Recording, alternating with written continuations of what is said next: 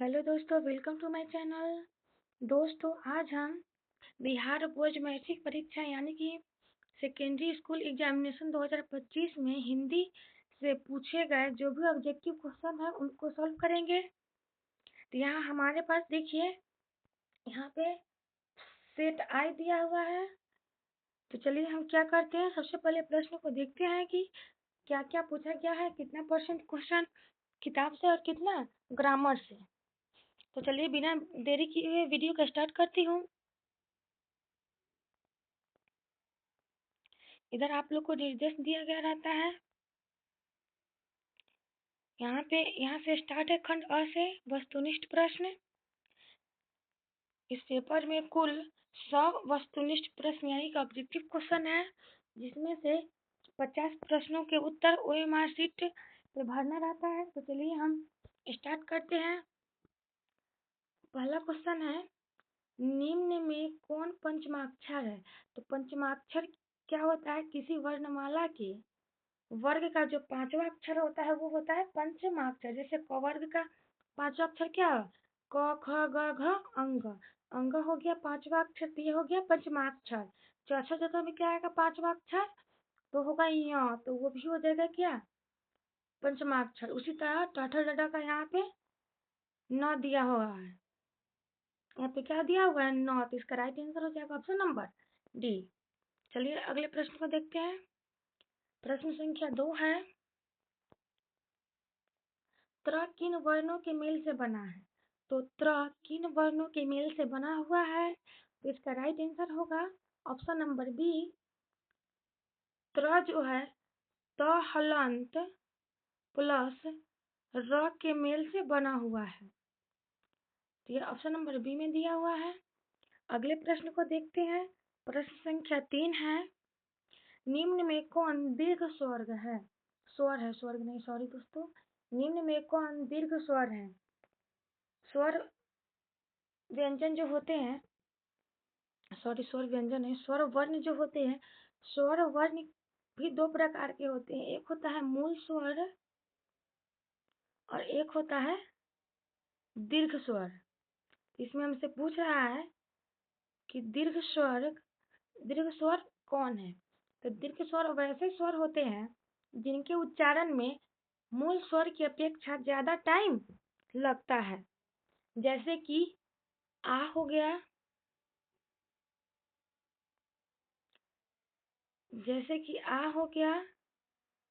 दीर्घ ई हो गया, दीर्घ ऊ हो गया, ए ऐ ओ औ, ये सब हो गया। इसको उच्चारण करके देखिए, ई यह होता है सिंपल ई होता है, यानी कि हर्ष ई, इसको हम जल्दी बोलते हैं ई। और दीर्घ ई हमें होता है ई। उसी तरह होता है आ में ज्यादा टाइम लग रहा है अ की अपेक्षा, तो अ हो जाएगा मूल स्वर में और आ हो जाएगा दीर्घ स्वर में। तो कमेंट करके आप बताइएगा कि दीर्घ स्वर की संख्या कितनी होती है और मूल स्वर की संख्या कितनी होती है। तो राइट आंसर हो जाएगा हमारा क्वेश्चन नंबर 3 का ऑप्शन नंबर बी। अगले प्रश्न को देखते हैं। अगला प्रश्न है प्रश्न संख्या 4, ऊ का उच्चारण स्थान क्या है। दीर्घ ऊ है, तो ऊ का उच्चारण स्थान क्या है, तो ऊ को उच्चारित करके देखिए। ऊ ऊ उच्चारित करने पे किस चीज से उच्चारण हो रहा है, ओष्ठ से, तो यहाँ पे ऑप्शन नंबर डी हो जाएगा। अगले प्रश्न को देखते हैं। अगला प्रश्न हमसे क्या पूछ रहा है, प्रश्न संख्या 5 है, निम्न में कौन ऊष्म व्यंजन है। तो ऊष्म व्यंजन कौन है, तो देखिए ट्रिक बताती हूँ। ऊष्म व्यंजन वैसे व्यंजन होते हैं, पर उसका परिभाषा जानते हैं, जिन्हें बोलने में क्या होता है, उष्मा, थोड़ी सी उष्मा निकलती है, गर्माहट फील होता है, उसे हम उष्म व्यंजन कहते हैं। होठों से गर्माहट आती है, उसे हम उष्म व्यंजन कहते हैं। जो शब्द यहाँ पे उष्म दिया हुआ है, इस उष्म में क्या है, स है। यहाँ पे आधा स है, मूर्धन्य स। और उष्म व्यंजन जो होता है उसमें भी सब स होता है। जैसे कि तालाबे स हो गया, मूर्धन्य स हो गया, दंत स हो गया, ये 3 स और ह। ये किसके अंतर्गत आते हैं? ये आते हैं ऊष्म व्यंजन के अंतर्गत। तो यहाँ पे ऑप्शन में देखिए ऊष्म व्यंजन क्या दिया हुआ है, तो ये मूर्धन्य स्वर जो दिया हुआ है ऊष्म व्यंजन हो गया। तो और एक बच जाता है अंतः अस्त व्यंजन। इन दोनों में हमेशा कंफ्यूजन रहता है बच्चों को। तो अंतः अस्त व्यंजन होता है जिसमें य र ल व आता है। दोनों की संख्या कितनी होती है? 4 होती है। अंतः अस्त व्यंजन और ऊष्म व्यंजन दोनों की संख्या 4 होती है। अगले प्रश्न को देखते हैं। अगला प्रश्न है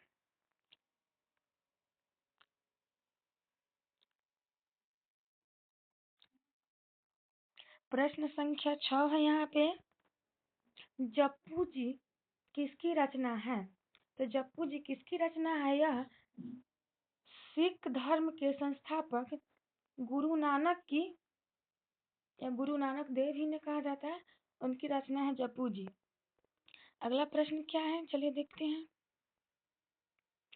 7 नंबर प्रश्न में कह रहा है हमसे, रस खान किस छंद में स्थित थे, सिद्ध थे? रस खान यानी किस छंद के कवि थे, किस छंद में सिद्ध थे? तो ये छंद जो है वो है सवैया छंद। इसका राइट आंसर हो जाएगा ऑप्शन नंबर ए। अगले प्रश्न को देखते हैं। अगला है 8 नंबर क्वेश्चन, किसने जीर्ण जनपद नामक एक काव्य लिखा जिसमें ग्रामीण जीवन का यथार्थवादी चित्रण है? इसका राइट आंसर हो जाएगा option number C, Badri Narayan Chaudhary Premghan ने जीर्ण जनपद नामक काव्य लिखा है जिनमें ग्रामीण जीवन का यथार्थवादी चित्रण किया गया है। तो राइट आंसर हो जाएगा हमारा ऑप्शन नंबर सी। तो बच्चों चलिए अगले प्रश्न को देखते हैं। अगला प्रश्न है प्रश्न संख्या 9, घनानंद किस भाषा में लिखते थे? तो घनानंद ब्रज भाषा में लिखते थे। तो घनानंद की जो कविताएं थी वो किस भाषा में थी? वो ब्रज भाषा में थी। तो हमारा राइट आंसर हो जाएगा ऑप्शन नंबर बी, ब्रज भाषा। अगले प्रश्न को देखते हैं। अगला प्रश्न है, सुमित्रा नंदन पंत की माता का नाम क्या था? तो सुमित्रा नंदन पंत की माता का नाम क्या था? तो चलिए इसको देखते हैं, इसके ऑप्शन में क्या क्या दिया हुआ है। इसमें दिया हुआ है आनंदी देवी ऑप्शन ए में, ऑप्शन बी में मनोरमा देवी, ऑप्शन सी में सरस्वती देवी और ऑप्शन डी में सरला देवी। जिसका राइट आंसर हो जाएगा ऑप्शन नंबर सी, सरस्वती देवी। अगले प्रश्न को देखते हैं। प्रश्न संख्या 11 है, फुफेरा शब्द में कौन सा प्रत्यय है? सबसे पहले हम प्रत्यय को समझते हैं। प्रत्यय एक ऐसा शब्दांश है जो किसी शब्द के अंत में आके जुड़ जाता है जिससे शब्द का एक अलग ही अर्थ प्रकट होता है।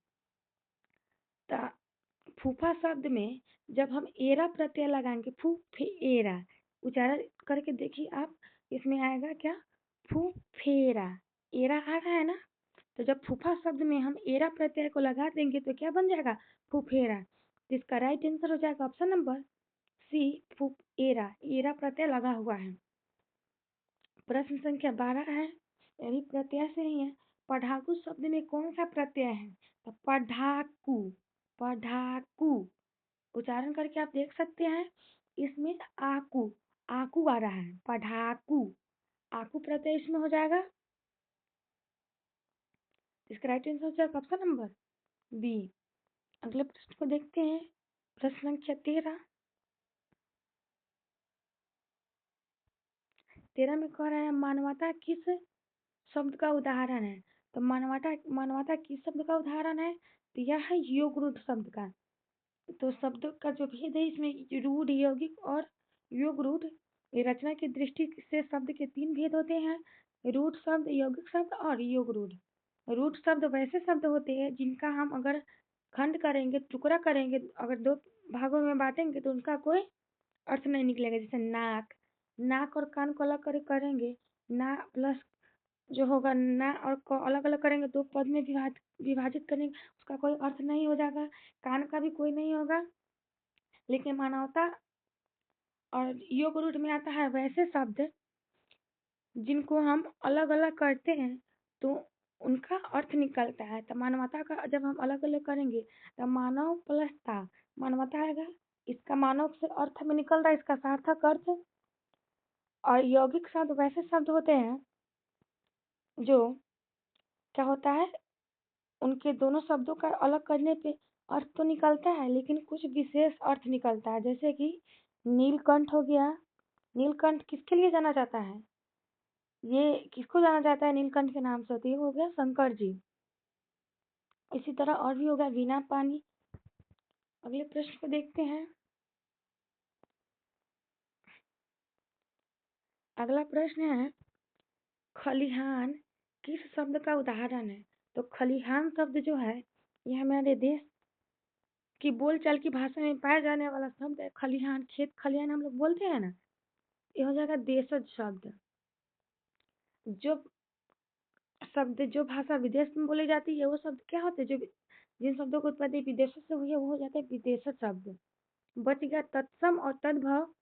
तो तत्सम शब्द वैसे शब्द होते हैं जो संस्कृत के मूल शब्द होते हैं और जिन्हें हिंदी में प्रयोग किया जाता है। तो जब हिंदी संस्कृत के मूल शब्द को हम हिंदी में प्रयोग करते हैं तो क्या हो जाता है? वो हो जाता है तद्भव। यानी कि तत्सम के बिगड़े रूप को हम तद्भव कहते हैं। जैसे मान लीजिए अग्नि।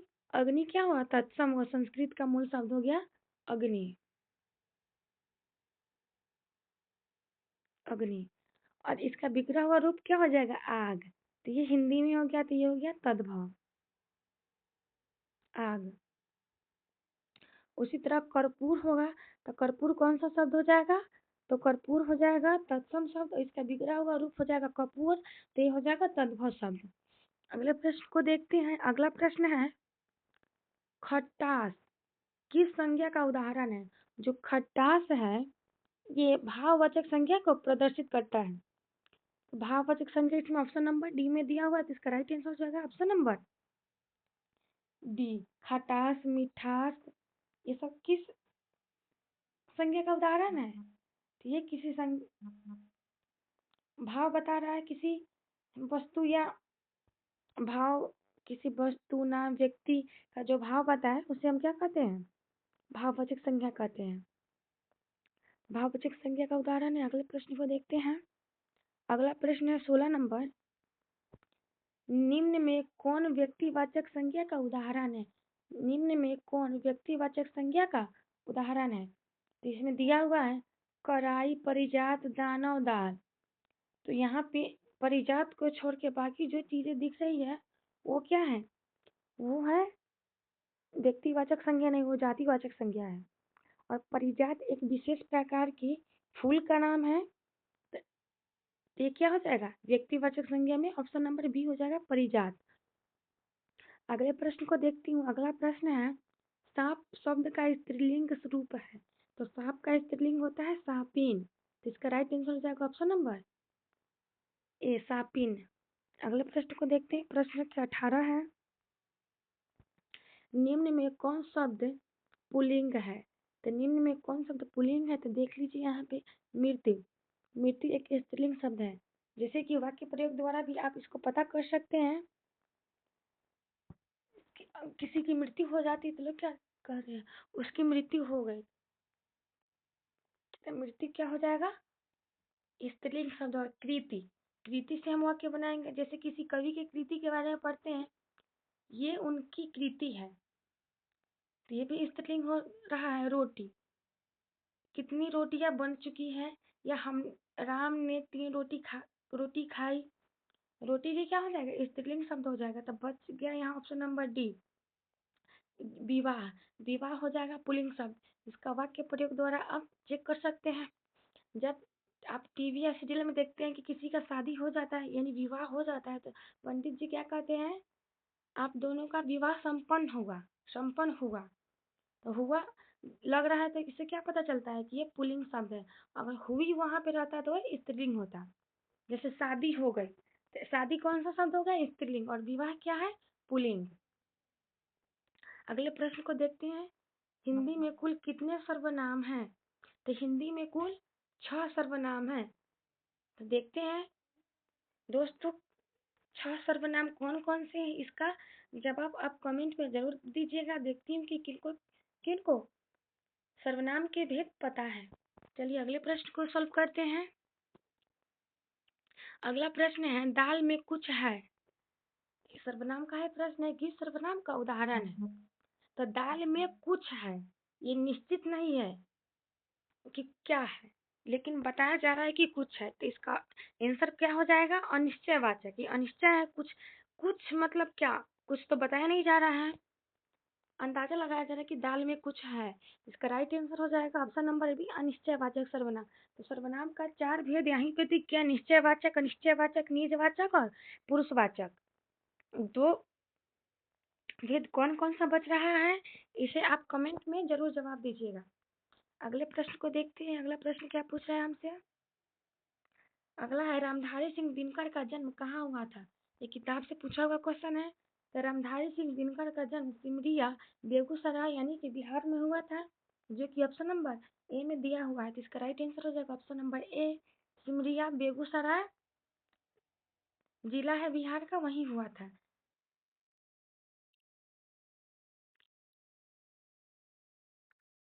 दोस्तों, इससे आगे का प्रश्न अगली वीडियो में सॉल्व करेंगे।